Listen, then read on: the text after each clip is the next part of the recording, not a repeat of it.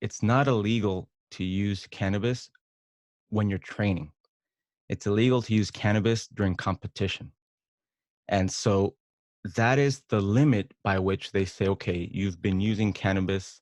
If you ever use cannabis during the off time, and you haven't cleared it completely, then this is the limit that they can say, okay, you've been using it during, the competition time or a tournament or whatever.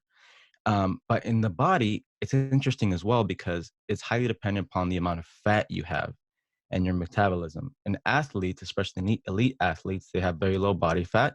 They're very active, so the amount of time it takes for them to clear cannabis is likely very low.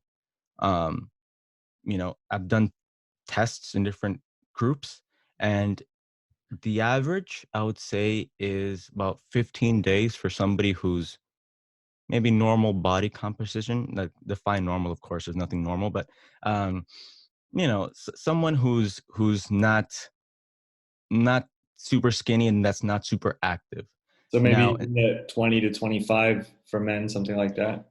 yeah, something like that, exactly. And somebody who's maybe uh, 5 to 10% body fat, and very active, it could be 9 days and below, or even sometimes much less that you can Mhm. clear any detectable uh, analytes from the body, right? Okay. But And yeah. what about blood levels?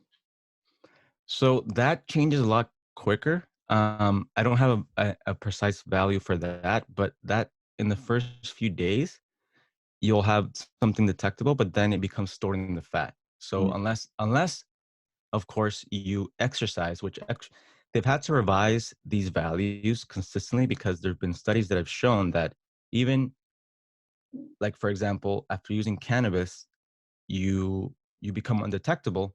If you're then suddenly exercise intensely and you burn a lot of fat, you can then get levels that are high enough to detect again. To be like, people are like, "Oh, you've been using cannabis?" No, I haven't been using anything. So that's why they've revised these values. Okay, so essentially the detectable THC values in the body can change over time depending on your activity level. Yeah, definitely, definitely. Oh, okay. And a lot more things that people don't understand about this, but that's why it's been so hard to create um, a reliable field test for like cops or police officers to use on people to tell if they've been consuming cannabis while driving, because there's all these factors. It doesn't follow the typical profile of a conventional drug, let's say like cocaine or opioids, for example. Mhm.